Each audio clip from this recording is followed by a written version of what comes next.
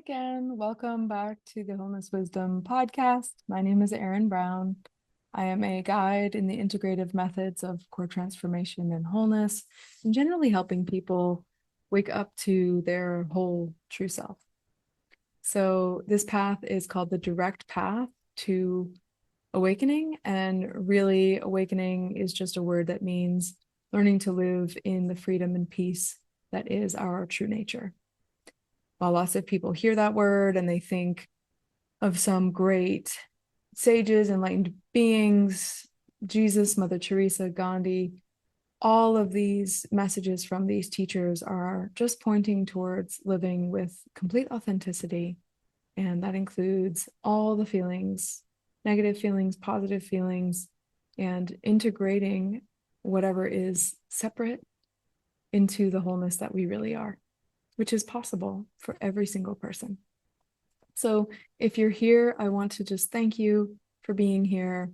And today I want to talk about something that somebody asked me about recently after reading my book, The Whole Self, Awakening the Inner Wisdom to Live as Yourself, which just came out August 2025. And the question that they came to me with was, they were struggling a little bit with what are parts and what's the difference between archetypes and parts. So today I'm just going to talk a little bit about, in the work that I do, what I see these are. So parts is this pretty modern way of talking about beliefs and behaviors and feelings and thoughts that recur for a person. So it's these patterns that we see coming up in daily life, in our relationships or at work, very commonly in relationships, but also inside, like a critical voice or a sense of embarrassment when we are maybe witnessed in public, or we have to do some sort of public speaking, or we need to publish something online, or even a sense of hyper self awareness when it comes to self-esteem and posting things on social media, sense of neediness, or even this sense of really needing to be a productive person all the time, this burden of really needing to produce more and make more and be more. All of these are examples of parts of oneself. And we call them parts because we notice these things aren't on operation constantly. They're activated in certain situations. So I wouldn't be worried about the way people are perceiving me public speaking when I'm at home drinking a nice cup of tea on my couch with my pets. It tends to just come up when I know that, or someone who struggles with this knows that they have a certain event, a certain time and place, or when they show up to do the thing and they get activated, that part gets activated. And we know that it's a part, or we call it a part, because there is a theme, a repetitive behavior that happens. And sometimes it is this feeling in the body, very clearly a tightening up. Sometimes it is a sense of wanting to hide, wanting to run away. For other people, it's more of a sense of posturing, like getting into fight mode, getting into a defensiveness when confronted with something that they don't want to be confronted with. So parts are really just behaviors that recur. And parts work therapies are really focused on identifying a certain part that a person doesn't like and communicating with that part so that it can happen less intrusively in daily life. So it can kind of be dampened a little bit so it's not affecting our experience. And the issue with a lot of parts therapies is that these parts are communicated with, we kind of make our peace with them, we understand their origin, offer them compassion, and then invite them to just kind of hang out and just be there. And maybe they're less responsive and they're less activated in certain situations, but they're accepted as just being a part of us, and they can just be there, and that's okay. And the reason that I think this is not enough is because it's not really integrating that part into the felt sense of wholeness. It's really remaining in a sense of separateness. It's remaining cut off in a way from the totality of our being, even because we are identifying it as a part, we are compartmentalizing it. And in the direct path of awakening to our whole self, we don't leave anything behind. So everything gets integrated, everything is brought into an experience of the whole self. And what that looks like when something is integrated is there is no longer a part there. Nothing is a part from the rest. So the person who approached me asking, what is a part? I basically said this: it is a behavior, a pattern that repeats, and it's usually characterized by certain thoughts and certain sensations, and it's activated in a certain scenario. And usually we don't like it. And then they asked, well, what's the difference between archetypes and parts?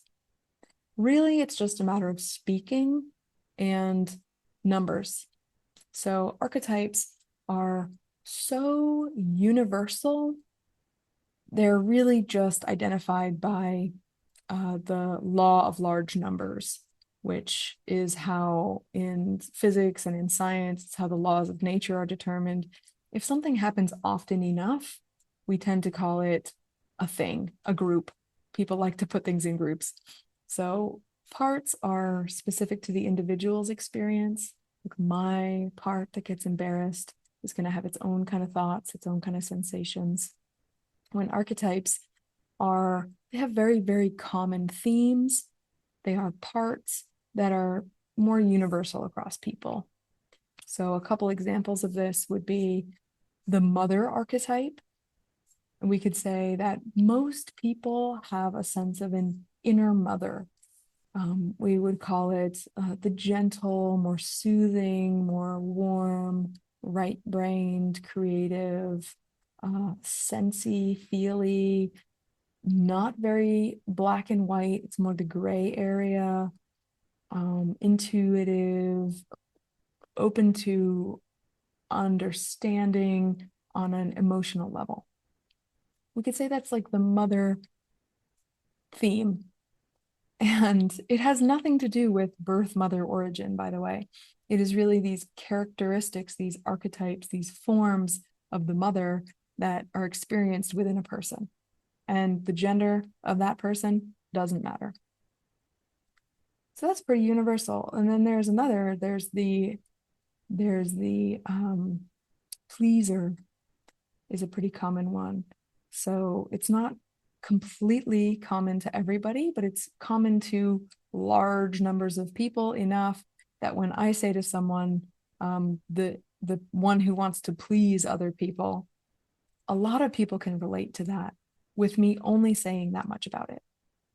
So parts are patterns and behaviors of feeling, thought, sensation in the body that are activated by a scenario.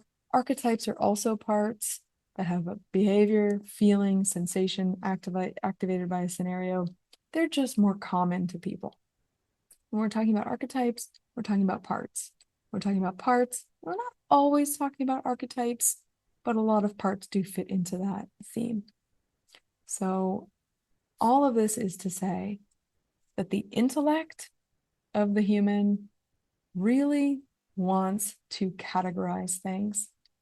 And it is useful because through sorting out information, through sorting experience, we can recognize when something is bringing us closer to a sense of authenticity and presence, or we can recognize if something is more disturbed.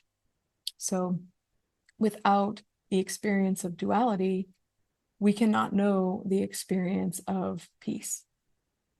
And polarities, black and white, dualistic forms, shape, form, emptiness, these opposites are natural to the human. They're adapted for survival. They help us form social groups. They help us know where the water is and how to bring it to the body. It's very, very functional to have duality. It's important that we know this and that we have this and that we don't deny it. We don't try to get rid of it. But it's also important to know that it is a tool to bring us back to wholeness, which is not dualistic.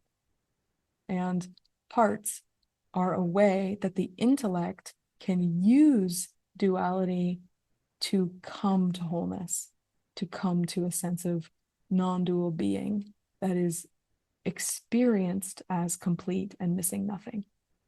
And the good news is that people can live from that sense of non-dual being, wholeness, without losing their ability to relate to other people, to be resourceful and use their experience to problem solve in the moment and make decisions.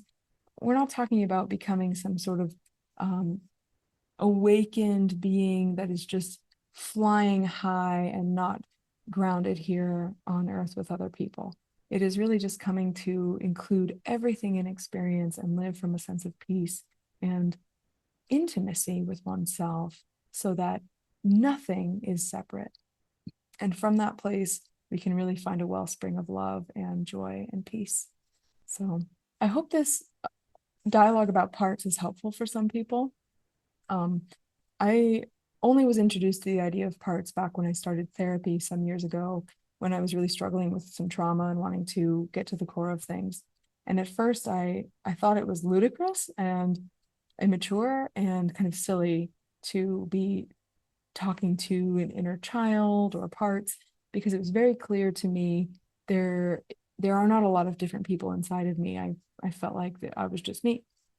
And it helped me to recognize that parts or the inner child or these inner voices, it's a metaphor for the duality that we're experiencing all the time and our experience of separation. And that through dialoguing with those metaphors, those parts, is a way, it's a bridge to wholeness.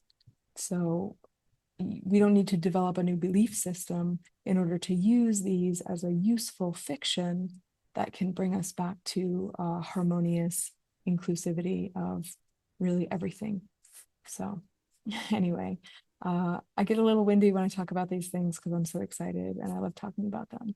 If you relate to this material, please like this video or subscribe to the channel, because I really want to share these themes with other people who are interested and make it available to them. And it was not clear to me what a lot of these topics really meant at the beginning, and I didn't have someone to hold my hand through it.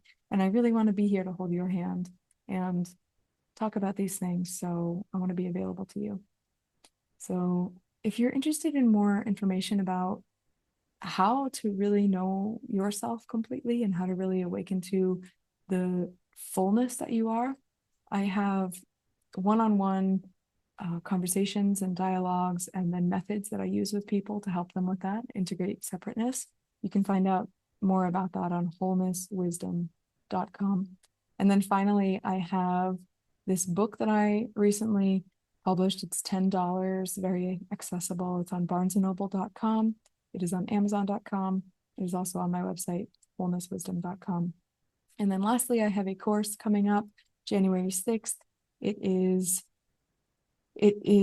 twice a month. We have live groups where people can be discussing what they're finding, what they're integrating as they follow the same rubric, the same academic course that I've published that is levels of transformation. It goes through biology and science and elements of physics that back up what we're doing, and psychology, and really just the root of what we're doing, defines what all of this is, and then gives step-by-step instructions with writing exercises on how to really integrate these parts fully. So thank you for being here. I appreciate you, and I would love to hear from you. So my contact information is on the website. You can comment here on YouTube. Thank you for being here. It's always good to be together. So I'll talk to you soon. Thank you again. Bye.